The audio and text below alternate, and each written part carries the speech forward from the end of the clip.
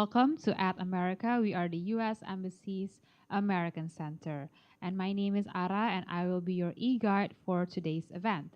And for those of you new here, At America is the U.S. Embassy's American Center, and our mission is to provide a space for people to learn more about the United States through our events and also our programs. And today's event is titled Unlock Your Future Applying to U.S. MPA Programs. But before we start, we have a social media quiz for our online viewers. And the question is it true or false a Master of Public Administration, or MPA, is a degree designed to prepare individuals for roles in the public sector? If you think you know the answer to this question, you can submit it on our social media platforms. And for those of you who can guess it correctly, will receive a live shout out from us by the end of this event. And everyone, to lead our discussion for today, we are already joined by our moderator. And our moderator is the Education USA advisor. So let's welcome our moderator, Kak Caroline Darmanto.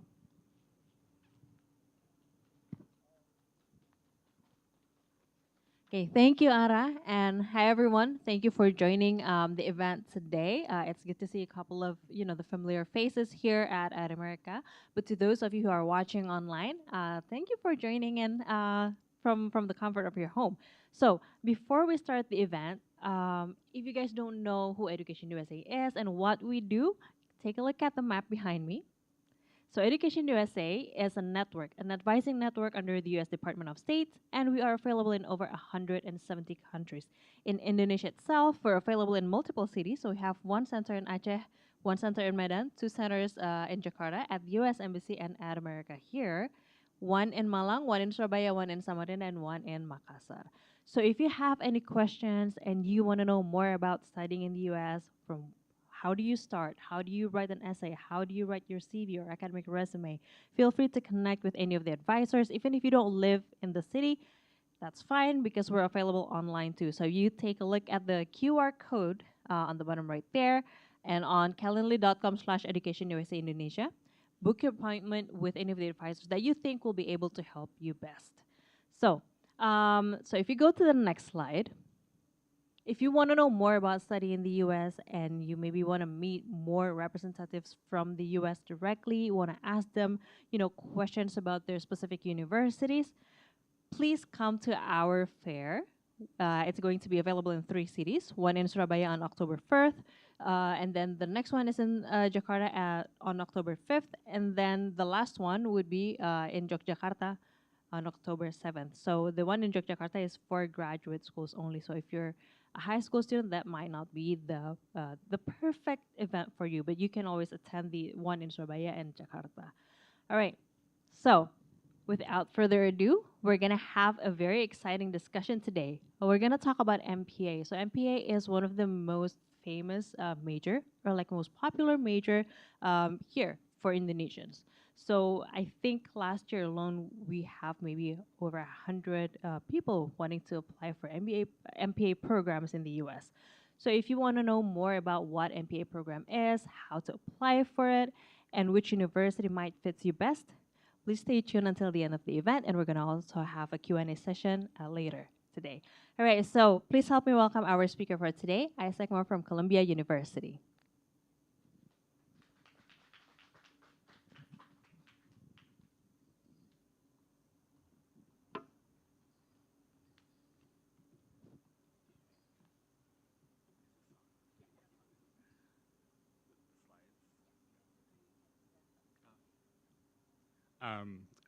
So good afternoon, everybody.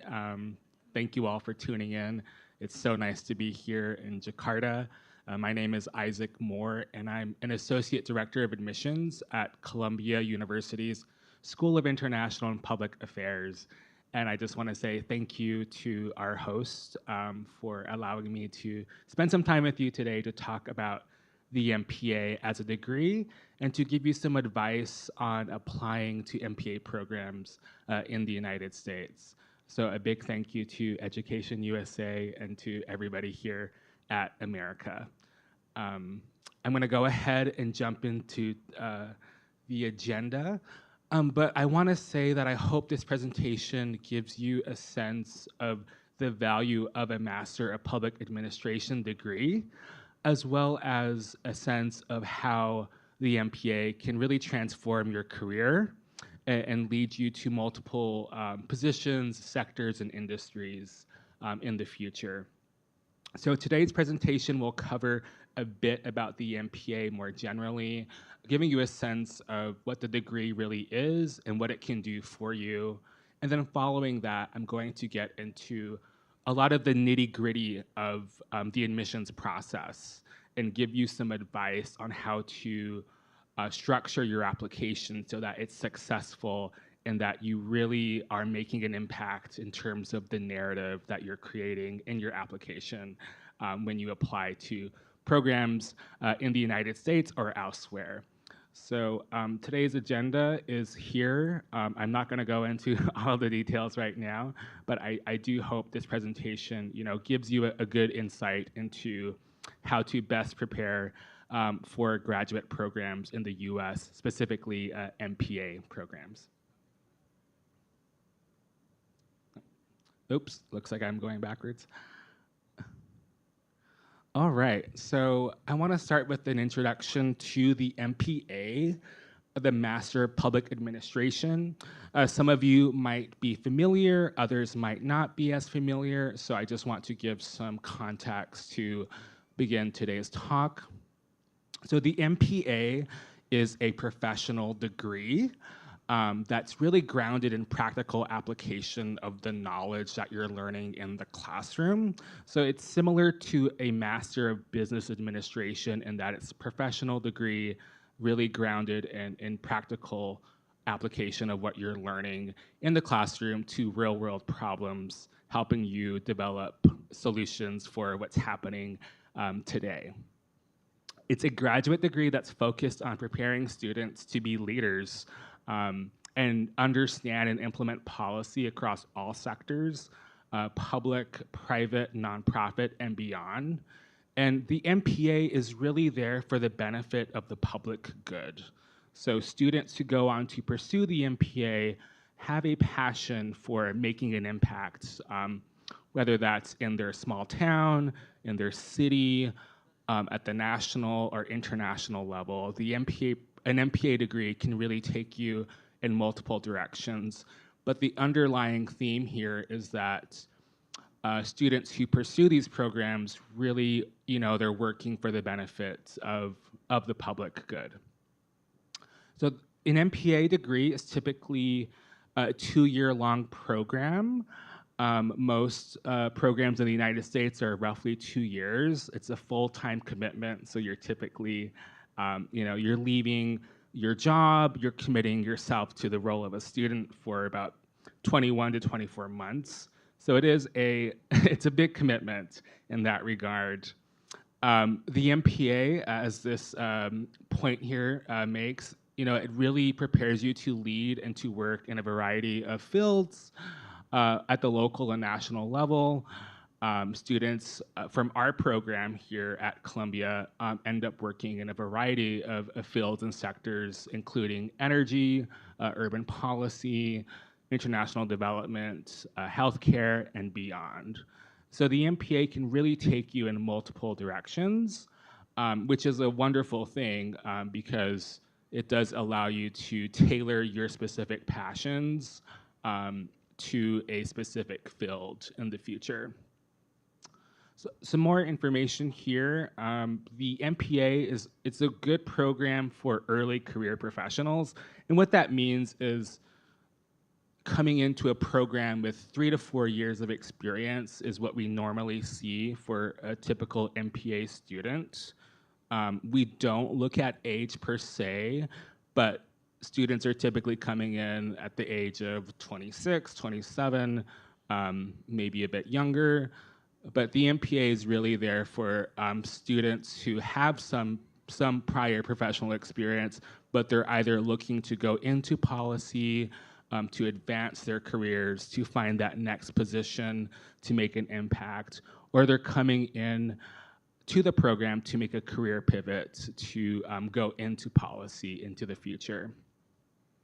In the United States, a lot of our programs are STEM designated, but it does vary by university. Our program at Columbia University is STEM designated, so if this is something that you're thinking about, if that's something that you want, perhaps you want to take advantage of the additional OPT and stay within the US after you graduate, I would definitely recommend looking at programs that do offer that STEM designation. But just for clarification, not all programs have the STEM designation. So just want to highlight that for you all when you start doing your research and looking for the right program for you.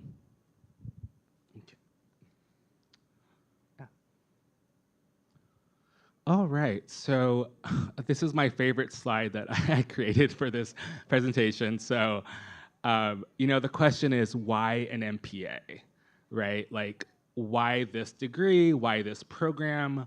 And I want to zoom out a bit and talk a bit about, the world and the fact that we need experts now more than ever. There's a lot going on in the world, a lot with geopolitics, and we need people who really understand policy, who can implement it, who can analyze it, and who can make change happen at all levels of society and sectors across all industries.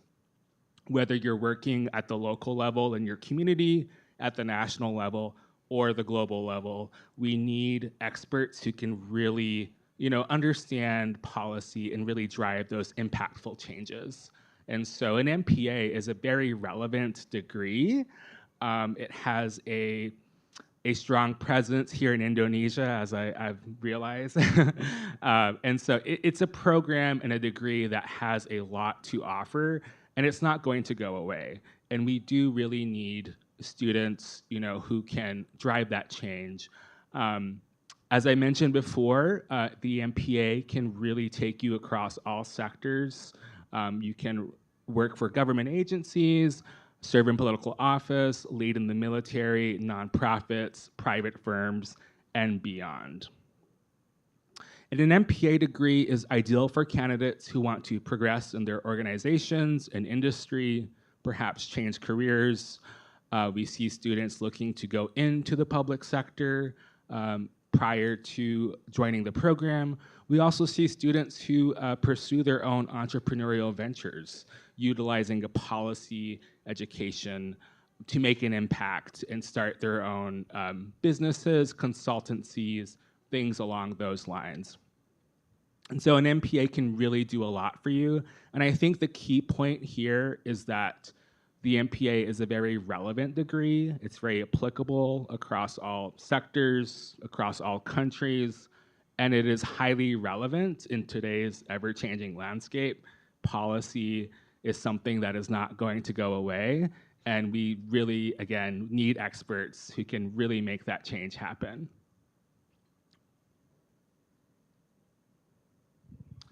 All right, so I want to give you some context about the United States and some background information in terms of the programs that you might find. This slide here is really intended to help you start thinking about where you might want to go and study. And so some of these questions for you to consider are here. So there's a lot of flexibility to choose. In the US alone, we have more than 400 MPA programs. I actually had to Google that before I made this presentation, and I was very surprised. Like, that's a lot. So I think it's important to start asking yourself some questions about what is important for you when you think of going to graduate school, so you can start curating a list so the 400 plus MPA programs doesn't seem so overwhelming. And I'm hoping that the following slides can help you start to think about how to structure your search for finding the right fit for you. And so there's a lot of flexibility to choose. I think another important thing is to think about what type of university you're looking to attend and engage with. The US is home to a lot of public, mostly state funded universities, as well as private institutions and for-profit schools. But students typically do gravitate towards the public and private institutions. You can find universities in the US in all areas of the country. Columbia SIPA is in New York City, a big urban area, but you can also find strong universities in smaller cities, more rural areas. So I think location is also something to begin thinking about when you envision yourself studying abroad in the United States. Do you want to be in a large city? Do you prefer to be in a smaller town? What kind of location makes sense for you? And then finally, I want to offer something else to consider, and this is the general versus specialized MPA programs. So most MPA programs are a generalist degree, which means that you're getting a well-rounded policy education that you can use to make your next move in terms of your career. But there are also MPA degrees that are more specialized. These are specialized MPA programs. For example, at Columbia SIPA, we have 2 specialized programs, an MPA in Economic Policy Management and an MPA in Development Practice.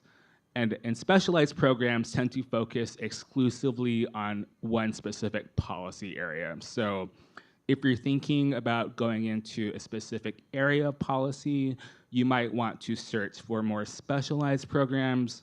But overall, the MPA degree is a generalist degree. It's going to give you a well-rounded policy education that can be applicable to various jobs, work for various organizations and companies in the public, private sector, and beyond.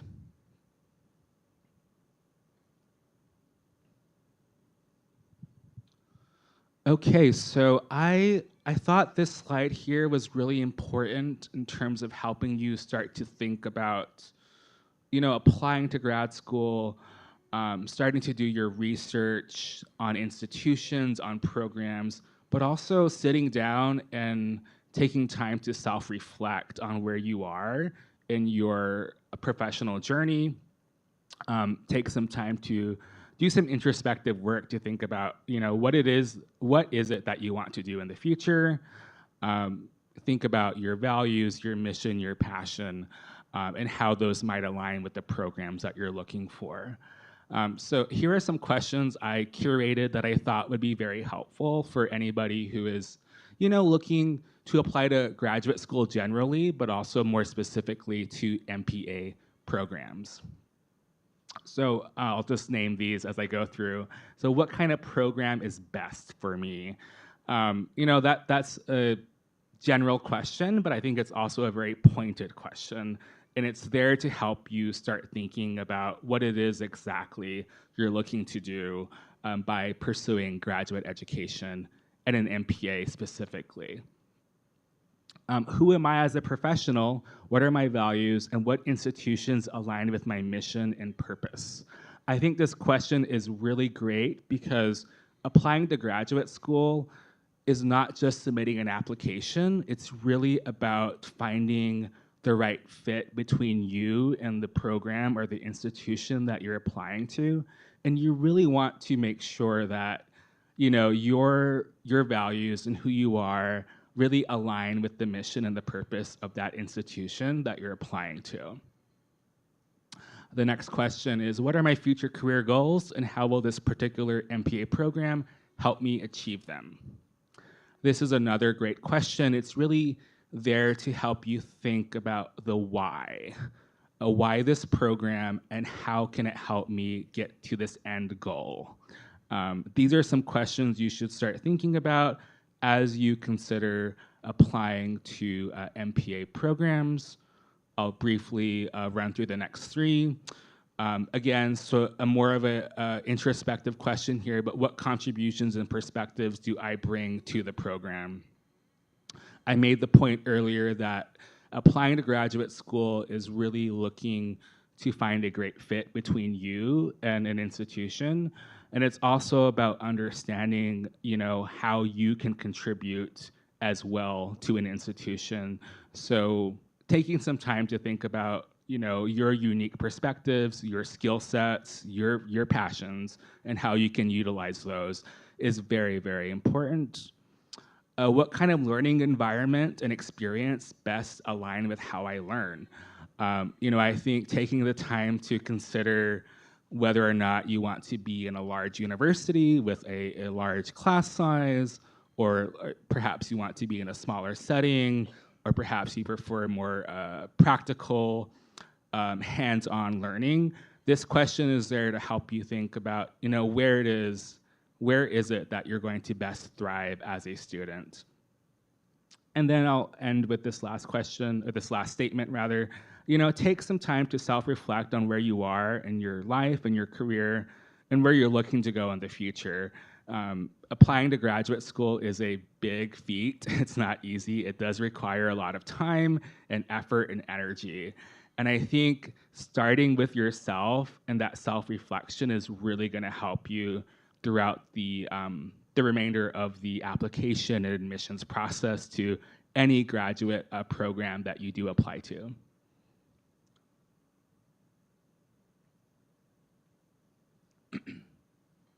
Okay, so finding your program.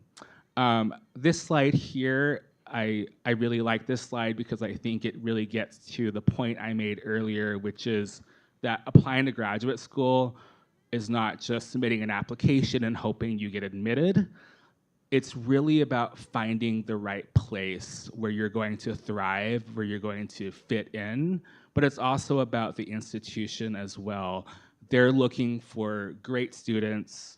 They want to know about you and what you can contribute to their community.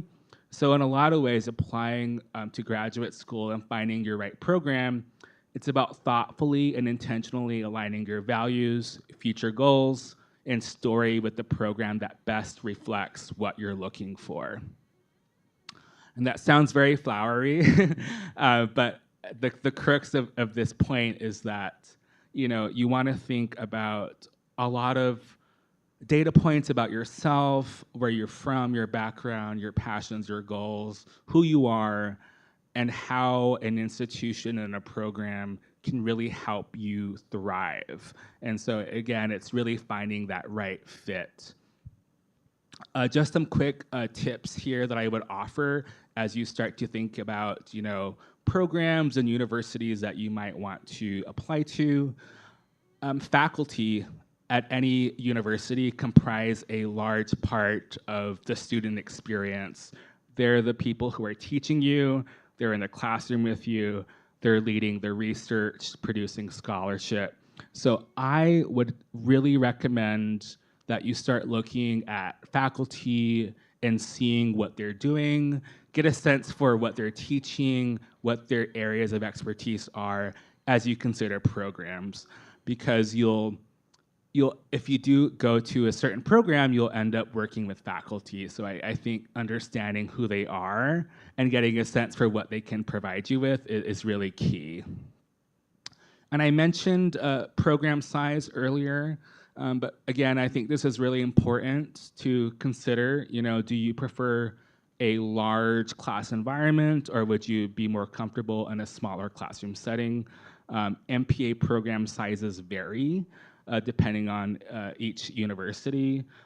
Ours at Columbia SIPA is quite large, and it comes with its advantages and disadvantages equally. So I think, kind of getting a sense for how you would best learn is going to really help you narrow down and help you find a list of programs that would better suit you.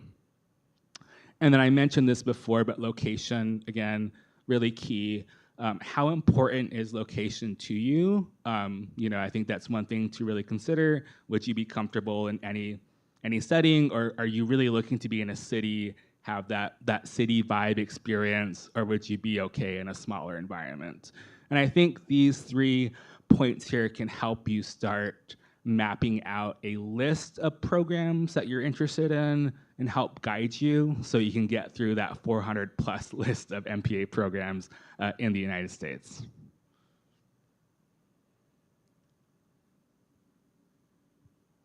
Okay, so I'm pivoting now a bit into just some general admissions tips. And these can be applied to really any graduate program that you may be thinking about applying to. But I have tailored them specifically to MPA programs here. But I really do hope that these tips that I'm going to offer you give you some helpful advice as you think about applying to graduate school. So my number one thing I would recommend would be connect with universities and programs that you're interested in. Getting your face and your name out there is so important. I work on an admissions team at Columbia, and I interact with a lot of prospects, and getting to know them throughout the process, it's just incredible. It really helps me better understand them as an applicant. And we do pay attention, like we remember people. So I highly recommend scheduling one-on-one conversations with admissions offices, attending events. Most universities offer a variety of virtual and in-person programming. It's a great way to learn more, to ask questions, to really get your name and your face out there. Another key thing I would recommend would be to research a class profile.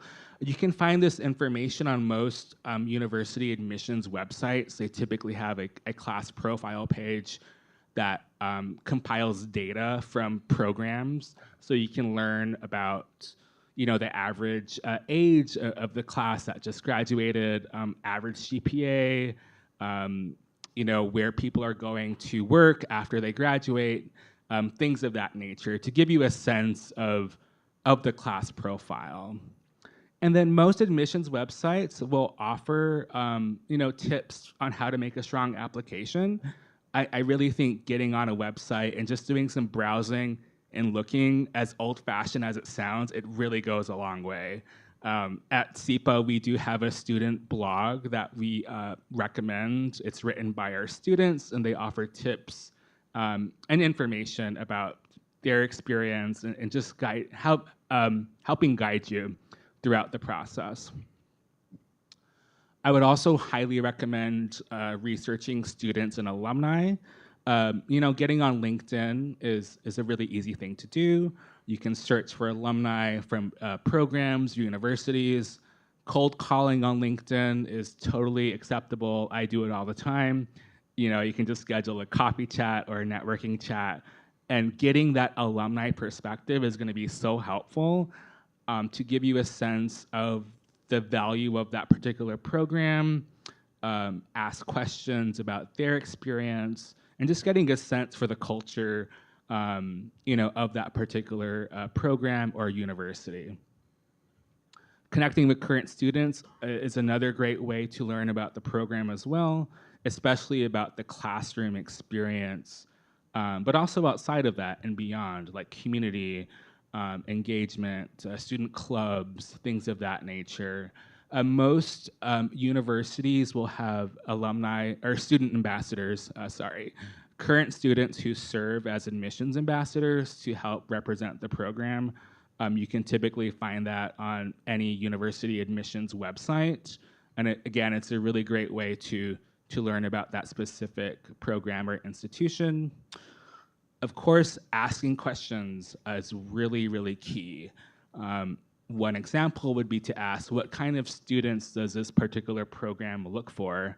I think really leaning into students and alumni as resources for your research on programs is going to be very key, because students and alumni can offer insights that I can't offer.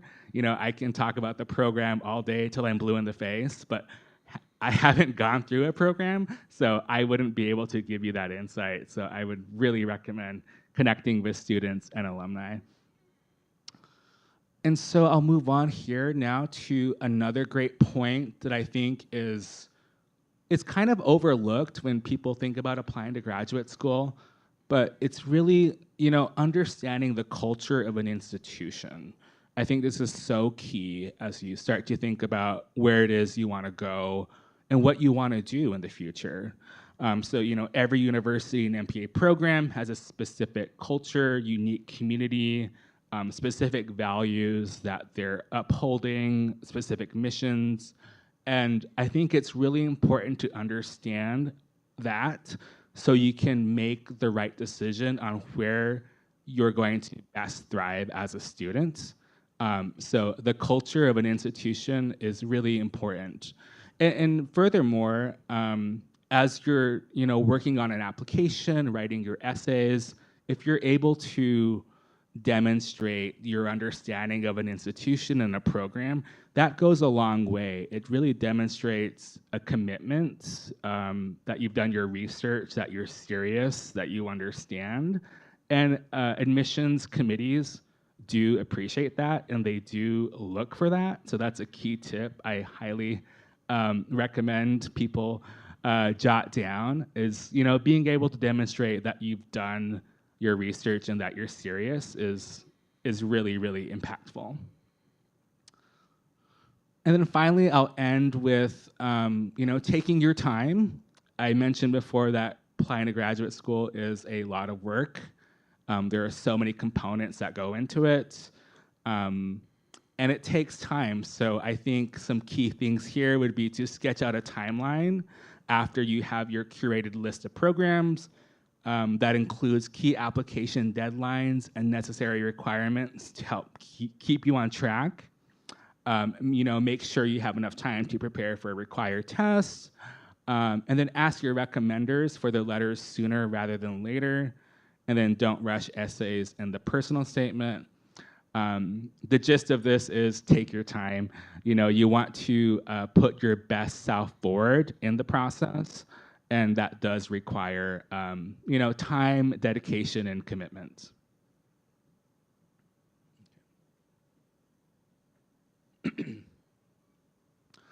Okay, so I'm pivoting now a bit more into the nitty-gritty of the admissions process. As many of you know, I do work in admissions, so I review applications a lot. I have a pretty good sense of how to go about submitting a good application. So I'm hoping what I'm sharing with you next does give you some useful insight as you consider applying and looking for a graduate program in the United States. But before I get into all of these topics, I want to kind of zoom out a bit and really highlight the fact that most universities in general, have a holistic review process, so which means they're looking at many data points about you when they select and make decisions on who they're admitting into the program. And so, universities really want to get a sense of who you are, both as a person and as a professional. And so in order to do that, they typically are asking for a checklist of items to get that sense of who you are. And so this application checklist that you see here, it's pretty standard. Most graduate programs will have a variation of this. They're looking to get a sense of who you are and hear from you through essays. And they're also looking for your academic performance in the past, getting a sense of your ability to handle the rigor of the program. They're looking for an outside perspective on who you are through the letters of recommendation. And for international students, typically an English language proficiency exam, and some programs do have an interview as part of the process. But what I want to highlight here is that, again, applying to a program, it requires a lot of different data points for the admissions committees to get a sense of who you are and to make a decision about who they want to admit to their specific program. So I've selected 4 different parts of the application that I want to go into specifically, and the first one is the personal statement, which is actually my favorite part of the application because it's just so fun to hear from students directly, hear their story, get a sense of who they are through their personal statements. So here are some tips that I want to share for making a strong personal statement and for making an impact on the application. So my first tip here is to be authentic. And like, what does that mean, right? Being authentic, what I mean by that is to not be afraid to tell your own story in your own voice and from your own unique perspective. Admissions committees really want to hear from you, generally want to learn about you, about who you are, about your passions, about your goals, your desires, and what you're looking to do in the future. And so, being authentic is going to help you tell that story and really make an impactful statement in the application. So the personal statement, in my opinion, is one of the most important parts of the application because it really is the place where you have creative control, where you have a lot of agency to tell the admissions committees exactly who you are. There's no prompt, you're not given a question, it's a place for you to write and share who you are in the application. So again, my advice here is don't be afraid to share your story, to share about your background, your professional experiences, your perspectives, your goals for the future, your interest in a particular program, all of that good stuff. Kind of building a bit further on what I just mentioned, I really think of the personal statement as an elevator pitch. It's really the place for you to market yourself, to tell someone who you are. I think this next question is really great and gets to that point, and that is, if you had to summarize your background and professional experience in a few sentences, what pieces of information would you share and why? That's such a good question because it really gets you to think about yourself in a very concise way. Personal statements and essays typically have a maximum word count, and admissions committees are looking, for you to tell us who you are in a concise, very clear way. And so thinking of the personal statement as your elevator pitch can really help you, think about how to best present yourself on the application. And then finally, I would say, you can really make the application process fun if you lean into it with humor and patience. Revise. Good writing takes time. I often recommend applicants to, consider 2 or 3 versions of the personal statement to work on them to see which one works or which one sounds the best at the end of the application process. One piece of advice that I would offer is you might have family or friends, maybe an older sibling who's gone to graduate school. You can ask them to review your writing to get their insights. You can make this a family-oriented process. I think making it fun can really help your creative juices flow as well. So instead of seeing the application and the personal statement as something arduous, you can actually turn it into a fun exercise. And again, I'll wrap up with the elevator pitch point. I think that's so important. So, it really boils down to what is it that you want to share, and thinking about the personal statement in that way can help you, craft a strong and pointed narrative for your statement. Okay. Yes. Okay. All right. So moving along here quickly. So most graduate school applications, MPA programs, will have supplemental essays. And supplemental essays are there to help the admissions committee get a better sense of your specific interest in a particular program, to get more information about who you are, why you want to go to graduate school, what you want to do in the future, et cetera, et cetera. So I'll just quickly give you some tips for how to approach and make these strong. So it's very obvious, but the first thing I recommend is make sure that you're responding to the question that's being posed. It's pretty amazing how some people just forget to respond to the question and tell us other things. So I really want to highlight that fact. Stay within the word limit. That's another key tip, I would say.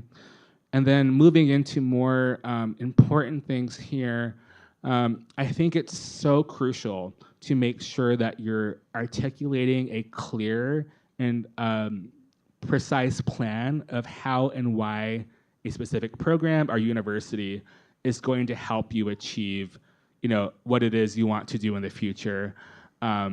Of course, if you're not sure about what specific job or organization you want to move into after graduate school, that's completely fine. But I think it's important to be able to answer the why. Like, why now? Why this particular program? And what is it that I want to do in the future? Really demonstrating your readiness for graduate study is really key here. And I touched on this a bit earlier, but I think it's also important to think about and demonstrate how you envision being a part of a particular program or university. Programs and universities are looking for you to be engaged. They want to see how you think about yourself fitting into that particular community. So being able to, talk about how you envision yourself there is very key as well. And of course, revise, revise, revise, as I just said a few seconds ago. Okay, letters of recommendation. This is such a great topic. So every program you might apply to is going to require letters of recommendation, typically 2 to 3, to get an outside perspective on who you are, and to understand you as a person, as a professional, and your future promise. A couple of points here that I want to make. First, reach out to your recommenders early. It's important to give them time to craft a strong letter. And I would also recommend talking to them about your plans and your goals, really engaging with them. And then secondly, another tip I would say is focusing on people who are going to write letters that are going to give us insight into who you are, rather than focusing on letters from people with high positions or strong titles in your company or organization or university. A letter from a CEO who barely knows you versus a letter from a middle manager who knows you a lot well is going to make a greater impact. To be succinct, we want letters. You would want a letter from someone who can speak directly about you as a person, your future promise, and your achievements. Okay, do I have that? Okay, all right, rushing this along here. So most MPA programs will probably have a standardized test requirement, typically the GRE or the GMAT. And if you do decide to take either of these tests, my first piece of advice is to give yourself time to study, to prepare, to make sure you're able to do well on these exams. Some programs are test optional. Columbia CEPA is. We do not require a GRE or the GMAT. In some cases, we do recommend it, specifically for students who are coming into the program with little to no quantitative experience, little to no professional experience, or perhaps, for whatever reason, have a lower academic performance in their undergrad. It's very nuanced, but the gist of it is, if you do end up taking a test, just make sure you have plenty of time. and I'll wrap things up here, kind of connecting the dots to help you get across the finish line. And again, the main point is, does your application in its entirety, the questions that you've answered, the essays, the personal statement, the letters, does that really reflect who you are and what you hope to do in the future? Is your application, presenting a compelling and cohesive narrative, right? Like we really want to see that plan and that compelling story. So when you feel that your application is at its strongest, I always encourage you to walk away, press submit, and say goodbye. And then, take time to celebrate your achievement. Applying to graduate school is a big feat. It's not easy. It takes a lot of time and effort, and you deserve to reward yourself for all of those efforts. So I will end with that. And here is our email address if you're curious about connecting with us at Columbia SEPA. We would love to hear from you. You can email us with your questions. If you want to connect with me as well, I'm happy to stay in touch. Thank you, Isaac. That was a very, very, a very detailed presentation, and we've learned so much from it. Okay, so we have time for about maybe 2 questions for our audience here. We'll see if we can fit in one more question so we can have 3. Anyone here want to ask a question before I go to our audience online? Not yet? No? All right. So, Isaac, so we're talking about GMAT or GRE, right? Some schools, they may say optional. So what's your take on that? When it says optional, should you really submit the score, or should you refrain from submitting it? Yeah, that's such a great question. It's very nuanced. And my answer is not very straightforward. I do apologize, but it really depends. I think it really depends on that program, that particular program, and also your profile. A couple points I just made earlier. I think in cases where a test score could demonstrate, academic promise, your ability to handle rigor of a program could be advantageous. I would also recommend asking that particular program questions if you can get information about how many students do submit scores. Some universities track that, so some tips there. Okay. All right. So it's really about getting to know the university that the person wants to apply for, right? Yes. Okay. All right. Any question from our audience here? Could be a general question about MPA, or maybe something specific to Columbia. That's fine too. If not, I can read another question from our audience online. All right. So, we mentioned about how MPA would help someone to get into like a better career, right?